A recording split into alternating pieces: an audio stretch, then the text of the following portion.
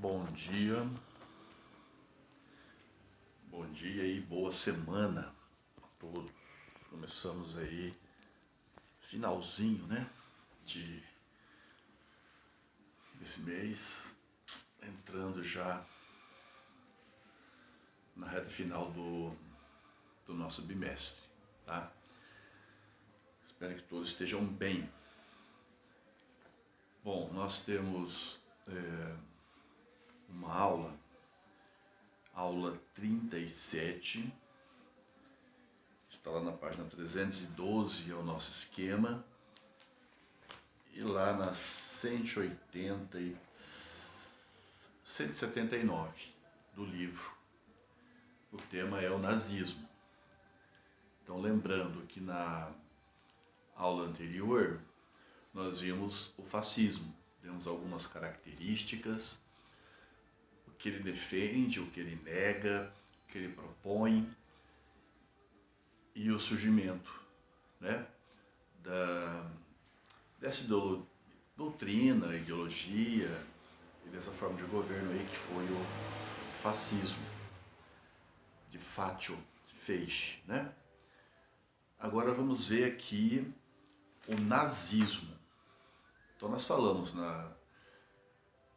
que o fascismo, que surge nesse momento, ele vai ter aí diferentes caras, né? Conforme aonde ele vai surgindo. Então na Itália nós temos o fascismo, na Alemanha o nazismo, nós vamos ter também um regime fascista em Portugal, chamado salazarismo, e na Espanha o franquismo. E grupos, né, ou partidos fascistas em lugares aí espalhados pelo mundo. Inclusive no Brasil nós falamos aí do integralismo, que nós iremos ver quando trabalharmos Vargas, que foi nesse período aí. E na Alemanha, tá? Bom, o texto dividimos aí seguindo o nosso esquema aqui, tá, do livro de vocês. Primeiro a República de Weimar e depois o governo do Hitler. Então a República de Weimar, que alguém pode chamar Weimar, também está correto, 1919 e 1933, então 19. Então nós estamos falando no pós-guerra. Agora imagina aí você, se a Itália, que estava do lado de quem venceu a guerra, sai dela se sentindo humilhada, porque não ganhou praticamente nada, isso contribuiu para o nascimento do Partido Fascista Italiano. Imagine então a Alemanha, que perdeu a guerra, estava do lado de quem perdeu, e que teve que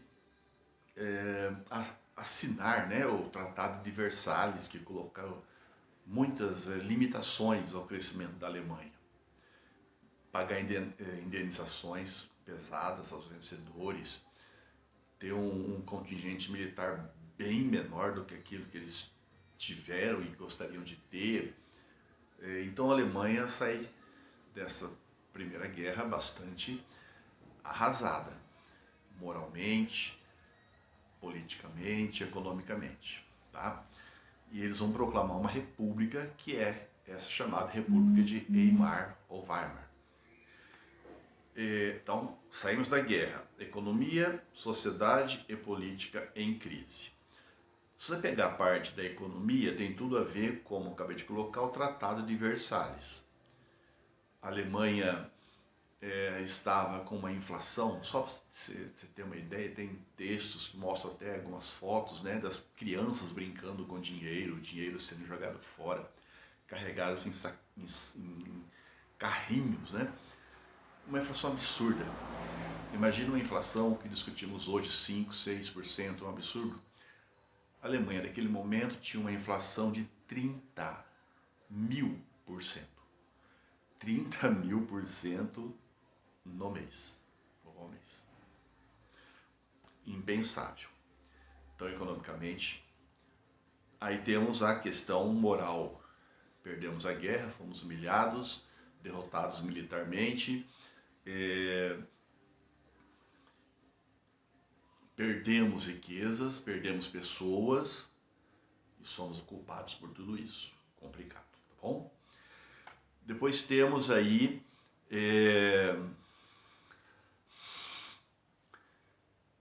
o crescimento, vamos dizer assim, de grupos que se opõem ao que estava acontecendo, né? A situação da Alemanha.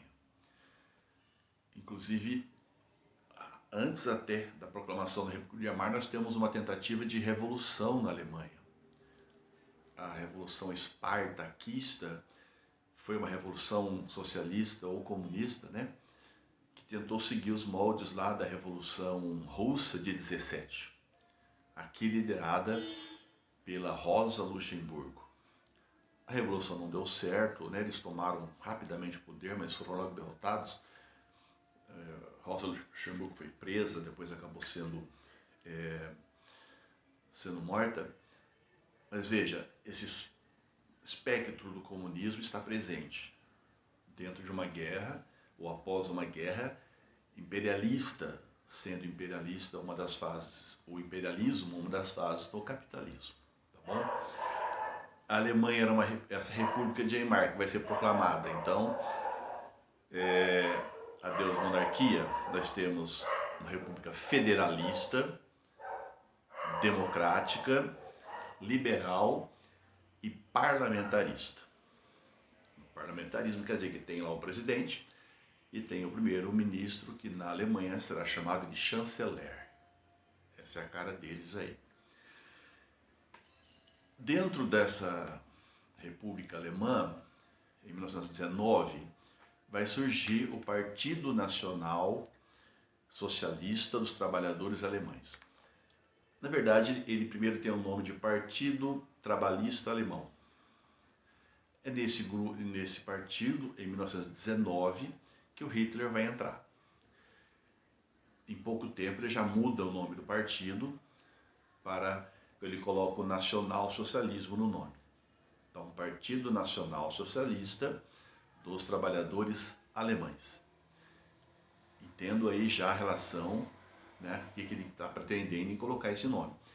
Primeiro, o Nacional Socialismo, juntos, para diferenciar do socialismo defendido pelos espartaquistas, que era aquele socialismo marxista.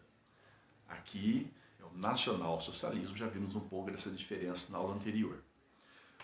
O Hitler vai estar nesse partido, ele descobre que tem uma bela oratória, ele não é alemão ainda, né? Ele participa da Primeira Guerra, ele é austríaco, é ferido, etc. E ele vai para a Alemanha justamente como um soldado, né? Acho que ele era cabo, investigar grupos políticos radicais. E ele acaba entrando num grupo político que se tornará radical, que é o Partido Nazista. Então, o nazista vem de nazi, o nazi é a abreviação de nacional socialista. Bom, 19 e 20 esse partido já está razoavelmente forte. Tanto que em 1923 Hitler acredita que é forte o suficiente para tomar o poder, como fez Mussolini naquela marcha sobre Roma, e que ele acabou sendo convidado para ser o primeiro-ministro. O Hitler vai fazer também a sua demonstração de força. Então ele vai organizar um golpe chamado Golpe da Cervejaria, ou Putsch de Munique, tá aí no seu texto. Então a ideia era dominar essa área e expandir depois o poder dos nazistas a partir daí. Não deu certo. Tá? O golpe foi um fracasso e ele acabou sendo detido. E ele foi preso. Ficou, obviamente, pouco tempo preso, mas foi suficiente para ele escrever as ideias dele do que ele estava defendendo e o que a Alemanha precisaria, né, para sair daquela crise. Então ele escreve o livro Minha Luta, o Mein Kampf. Aí ele vai destacar a questão do nacionalismo, que nós já vimos, aquele nacionalismo exacerbado, que chega à xenofobia, o militarismo, porque a visão que eles vão ter aqui é de que a Alemanha tem que se expandir, então é a visão militarista, imperialista, expansionista. inclusive expansão não só cultural, expansão territorial mesmo, né? Na sua área de influência, é aumentar o território. Vamos discutir isso um pouco mais tarde, mas é aquela ideia, aquele conceito, inclusive, que vai aparecer aqui, de espaço vital. Toda nação tem direito a um espaço vital para o seu próprio crescimento, e aquelas mais fortes devem ocupar o espaço daquelas que não são tão fortes assim. Visão deles aqui. E também aí ele vai denunciar os alemães traidores. Quem seriam os alemães traidores? Aqueles que assinaram ou permitiu que se assinasse o Tratado de Versalhes. Bom, tem muito mais coisa, talvez ainda caiba aqui colocar que aparece já aí uma forte característica do nazismo, que vai ser o antissemitismo. Então, o semita é o judeu, né? Vem da palavra sem. O semita, o judeu, vai ser visto como um grande problema para o crescimento da Alemanha aos olhos de Hitler e dos nazistas. Quais motivos? Ao longo do texto aqui nós vamos descobrir, mas vamos lembrando aí. Primeiro, eles defendem, os nazistas, o nacionalismo exacerbado. Mas aí ele vai lá e vai observar que o judeu é aquele que não tem pátria. Até porque o judaísmo é uma religião. Eles não têm um território, um lugar. Hoje eles têm lá um lugar chamado mundo Israel, né? Mas aqui não tem. Então ele fala, bom, então eles não são nacionalistas. Se tivermos uma guerra, é muito mais fácil eles lutarem do lado de outros judeus do que do lado dos alemães puros. Portanto, essa questão de que eles não defenderiam a pátria, não são nacionalistas. Depois a ligação que ele vai conseguir ver entre os judeus e o marxismo. Porque o Karl Marx ele era judeu. Tá? E ele vai dizer que tem uma conspiração judia para dominar o mundo. E ele pode acreditar aqui que essa conspiração é o marxismo. Daí também a posição clara do nazismo contra o comunismo, contra o marxismo e contra a esquerda. E por conta também do capital. Então tudo se resolve por Hitler, tudo se resolve para os judeus quando se trata em dinheiro. Então eles dominam o capital internacional. Então mais uma vez essa ideia de internacionalismo aí, em oposição ao nacionalismo nazista. Então são os principais fatores de por que se persegue o judeu. Então você precisa de um bode expiatório, uma interpretação é essa. Se você achar um inimigo interno, você se volta contra esse inimigo e aí você tem a união dos outros setores da sociedade para o crescimento dela no combate a esse inimigo aí, interno, no caso, os judeus. Tá? Bom, a partir daí, e nesse período de renegociação de dívida e tal, quando Hitler sai da cadeia, a Alemanha já está numa situação um pouquinho melhor do que aquela do pós-guerra. Renegociou dívida, a República foi se assentando, etc. Mas veio a crise de 29. Então aquela crise de 29, que nós também já vimos, que se tornou internacional, vai colocar a Alemanha de novo para baixo. E ao colocá-la para baixo, de novo acende as ideias de revolução socialista ou de insatisfação com o que estava acontecendo, inclusive de insatisfação com o capitalismo. Mais até, né, com o liberalismo, mais do que o próprio capitalismo. Eles vão se colocar como alternativa. Então nós nazistas, nós estamos contra o liberalismo e contra o comunismo. A terceira via, o terceiro caminho. Assim eles vão aparecer. Aquela burguesia, aqueles burgueses temerosos do avanço da esquerda vão financiar, vão apoiar o partido nazista do Hitler. Também aqui vai aparecer um outro elemento muito forte do fascismo e do nazismo, que é a propaganda. Então o partido vai criar os seus símbolos, já falamos da importância dos símbolos. Então nós temos lá a bandeira vermelha com a suástica, tem as cores do Império, inclusive, e você vai encontrar nas fotos, nos movimentos daquela época, muito mais bandeiras do Partido Nazista, a suástica, do que a bandeira da Alemanha, tá? Os grupos paramilitares, o mais importante é, nesse momento, a SA, tropa de assalto. Durante o processo de crescimento e quando ele toma o poder, temos a SS, que é a polícia militar do Hitler, e que vai tomar conta, né, dos campos de concentração e tal.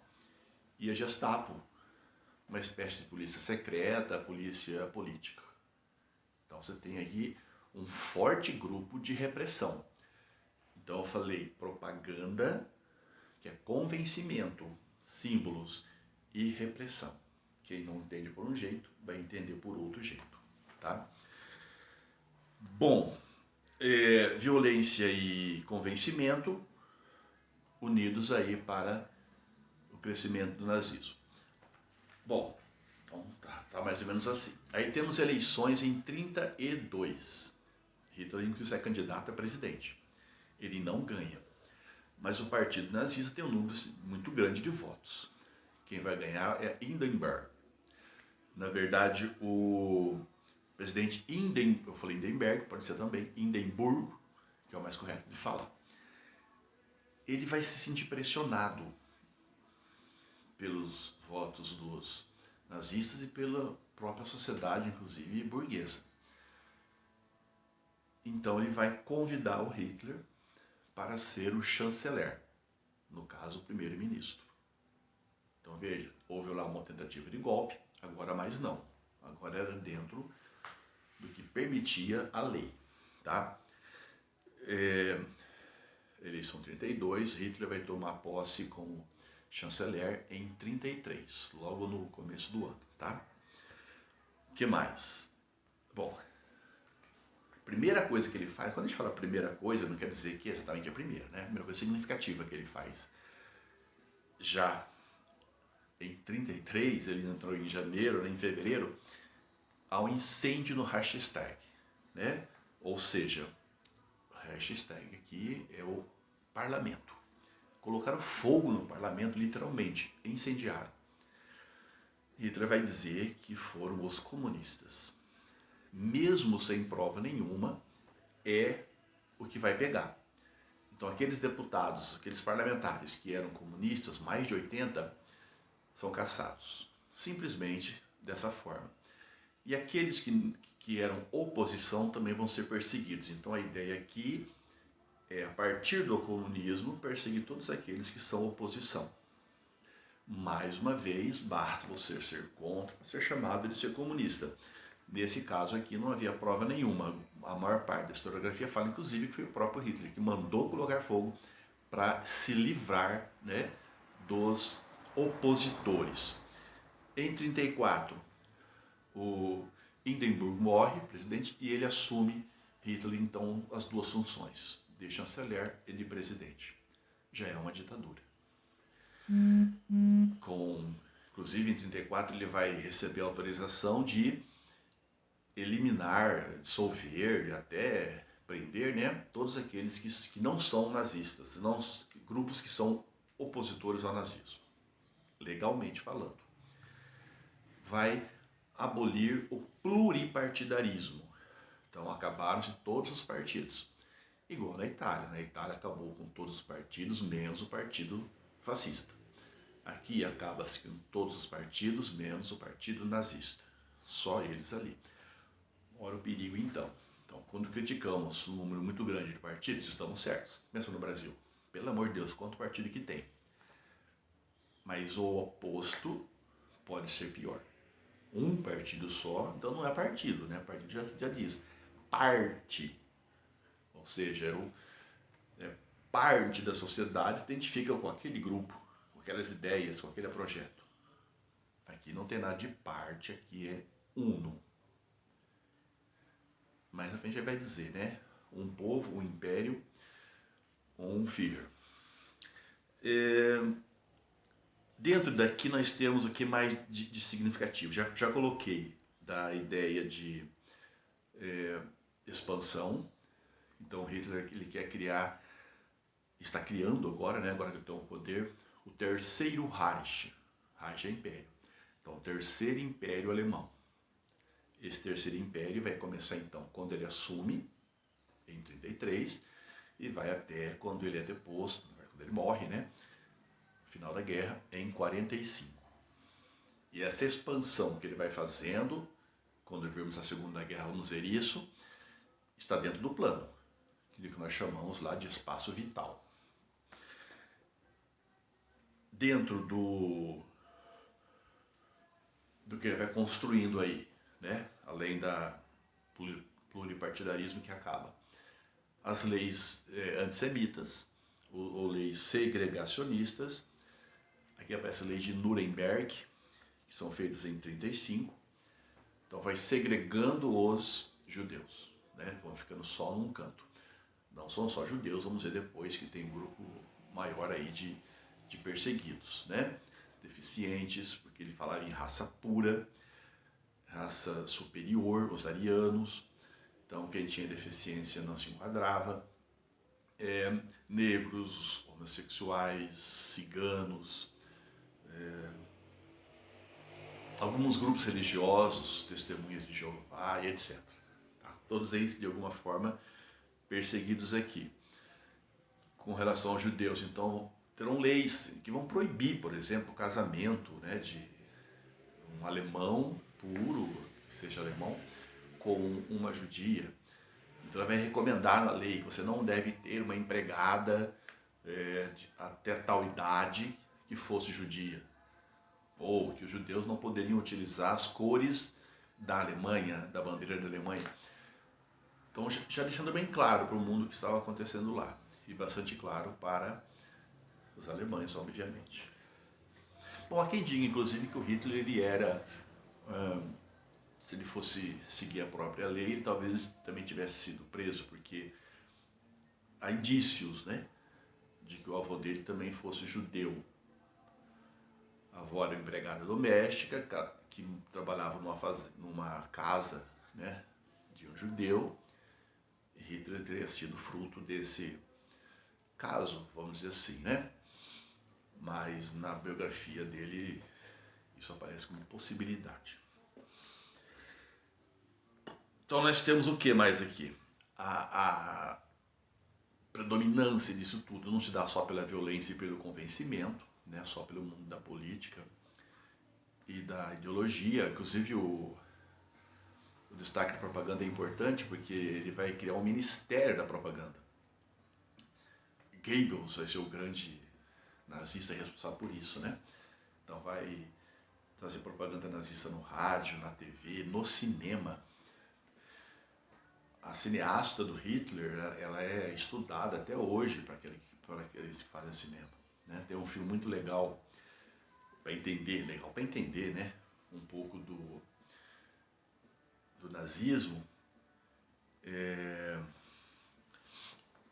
Eles fizeram um congresso nazista e filmaram o congresso.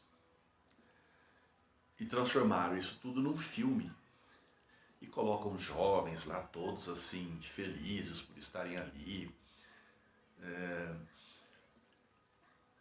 Bandeiras, a ordem unida, né? Aquela coisa que quer se mostrar una, tá? Em ordem, dentro de um mundaréu de gente.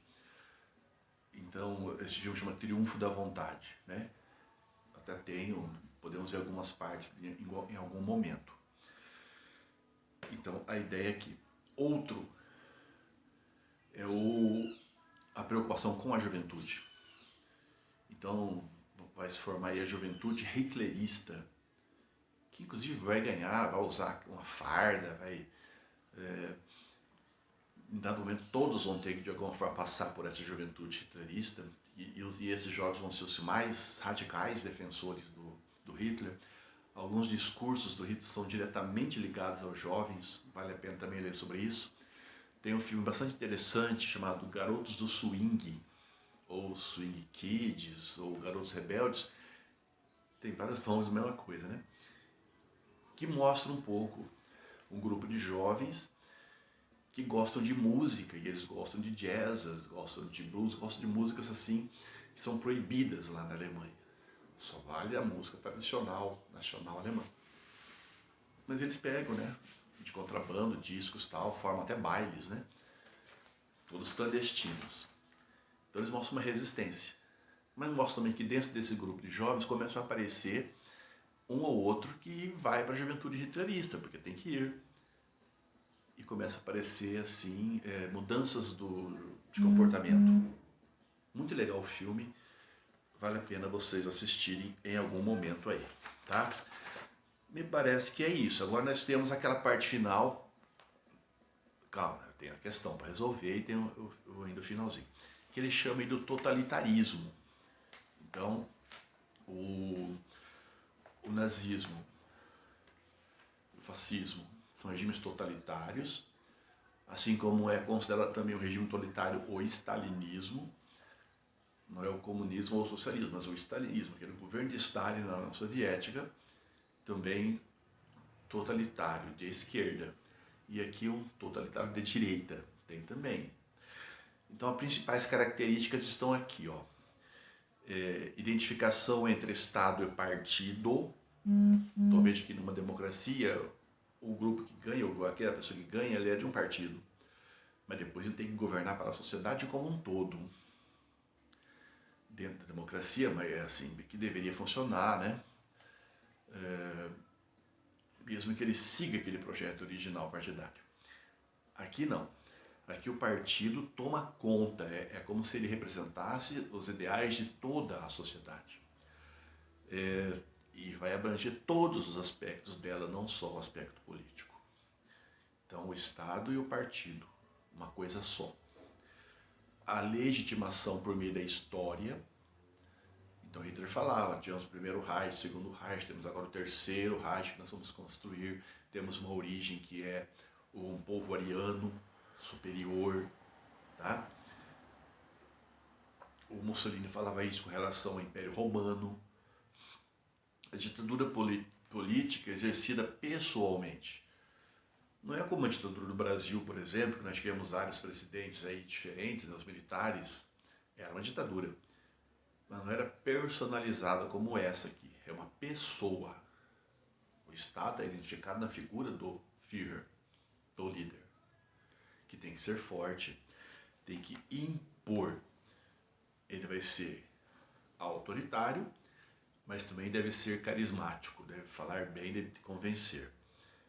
Uso muito grande da propaganda, há um culto, tá? A personalidade desse líder aí. Principais atributos da sociedade é disciplina e obediência. Então existe aqui uma militarização da sociedade. Isso não é contra ser contra militar ou a favor. Militarização da sociedade. Complicado, né? A sociedade não pode ser só militarizada. Os militares estão aqui para isso, eles têm uma função. Mas essa questão da obediência, da hierarquia, da disciplina, da falta de criatividade e outras coisas. Quer dizer, a sociedade não pode ser assim. Tem que ser mais plural. Aqui você a militariza. O controle sobre a vida total das pessoas, já falei, né? Aí entra a questão da censura, a proibição de um tipo de música ou de dança, aquilo que se pode e não pode fazer, tudo determinado pelo Estado, inclusive um incentivo muito grande à delação, tá? Do próprio vizinho, do filho que vai lá na juventude hitlerista, na escola, denunciar o pai, porque o pai naquele momento lá no jantar da família criticou o Führer. E isso acontecia, tá? Para isso tinham as polícias secretas, né, que se organizavam também de fazer isso. Então você tem uma ideia razoável aí já do que é o nazismo, meu tempo já até passou, né? Mas tem tantas outras coisas que vocês podiam ver, né? Eu vou tentar passar um documentário para vocês sobre a juventude hitlerista. Espero que vocês gostem. E tem também vários clipes aí que falam sobre isso. Em uma revista antiga eu achei aqui também alguma coisa da filosofia do Hitler ou do nazismo, mas acaba repetindo o que está aqui. Mas eu vou pegar para vocês verem. Por exemplo, ó, a história é uma disputa entre raças. Então aquela questão de luta de classes, eles também são contra, assim como eram contra, o Mussolini também era contra. Porque fragilizava, assim, a disputa que existe na visão Hitler é de raças. Uma raça superior e a raça inferior. E uma raça pode dominar literalmente a outra, parte um pouco daquela visão equivocada, mas uma visão forte no século XIX das teorias raciais, de que as raças eram, né, superior umas às outras. E pior do que ser da raça inferior é ser mestiço. O mestiço ainda pegava o pior de cada raça. Aqui eles consideram que existem raças. Então, como hoje, né, que nós falamos que existe uma raça que é a raça humana. Aqui é no plural. Então, essa ideia de que o mestiço seria o pior de tudo já aparece inclusive no pensamento de um nobre chamado Gobineau, escreve Gobineau, né? Gobineau, e que veio ao Brasil, passou no Brasil no século XIX, na corte de Dom Pedro II, escreve, né? Fala até que as pessoas, os europeus deviam vir para cá, porque aqui os europeus mandariam, porque o Brasil era dominado por mestiços, ignorantes, o Brasil não teria nenhum futuro porque era um povo mestiço. Então aí entra também um outro fator de perseguição aos judeus, tá? Considerada uma raça degradada, uma raça inferior. E se os alemães se misturassem com os judeus, veriam mestiços, não teriam sucesso. 2. Grandes civilizações da história desapareceram porque deixaram que seu sangue se misturasse. Aqui eu acabei de falar isso, o lance da miscigenação. Judeus são as mais inferiores das raças, mas com incrível capacidade de autopreservação.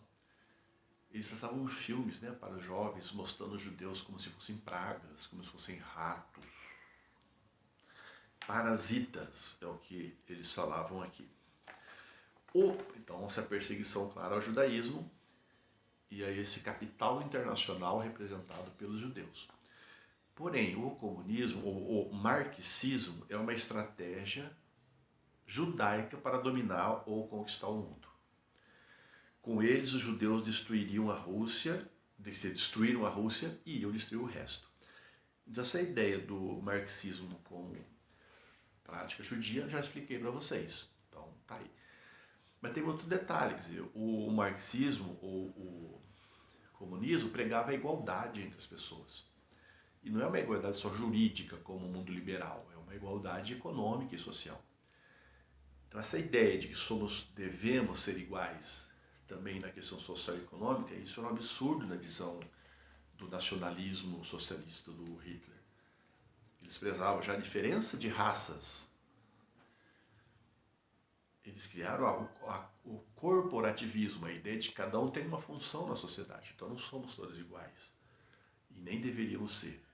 Para eles era uma aberração. Tá? E a lei do caráter internacionalista do marxismo, que se contrapõe ao nacionalismo nazista. Então, para se desenvolver, precisariam de um grande território, já falamos sobre isso, essa questão aí do espaço vital, e o Estado deve empreender essas missões. Então, o principal de tudo é o Estado, e nós estamos a serviço desse Estado.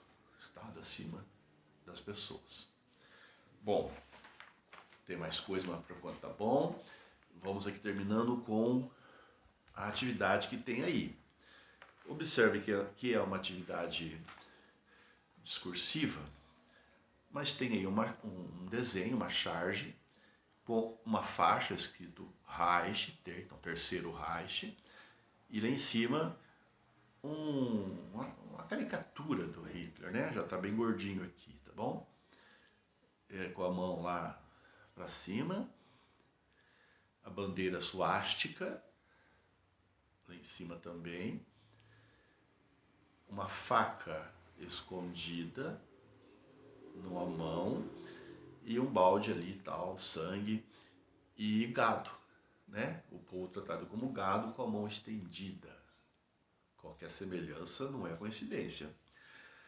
Interpretar o papel da propaganda dos regimes fascistas é uma constante em nossos dias, já que essas estratégias publicitárias ainda são presentes na sociedade contemporânea, dias de hoje.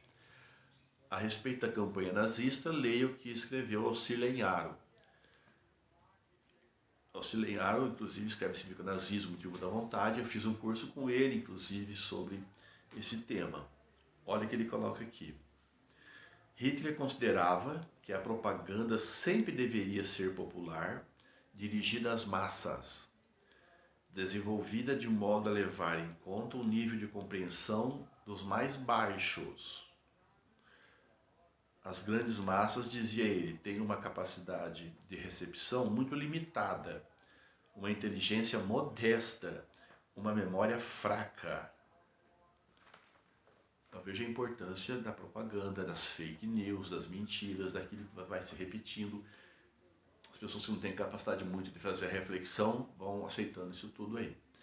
Então a pergunta, à luz do texto do Auxílio Enharo, interprete o significado da ilustração que ironiza o regime. Então, obviamente, aqui eu vou bater uma foto e mandar para vocês a sugestão da resposta, mas ele está ironizando o comportamento dos seguidores do Hitler, dos nazistas, né, tratados aqui como gado, portanto, sem capacidade de reflexão, totalmente obedientes, disciplina, hierarquia e ordem, né? Na mão esquerda, escondida, ele carrega o real objetivo dele, que é manipular essas pessoas aqui até ao ponto de matá-las ou abatê-las. E observe também que no gado tem aquela marca, né? O gado é marcado, aqui é marcado com a suástica. Ou seja, pertencem a alguém. Não são livres. É isso aí. A cineasta Leni Riefenstahl. Até a próxima. Até.